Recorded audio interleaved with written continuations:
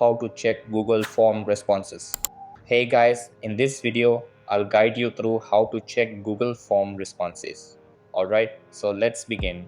First of all, what you have to do is open the Google Chrome browser in your laptop or PC.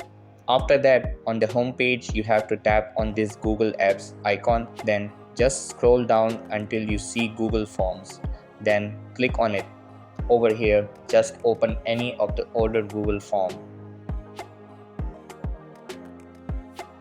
Then tap on responses. And over here, you will be able to see all the people who have responded to your forms. You can also check to which questions how many people have responded by clicking on the questions tab. You can also check the individual response of a person by tapping on individual tab. So that's basically how you can check Google form responses.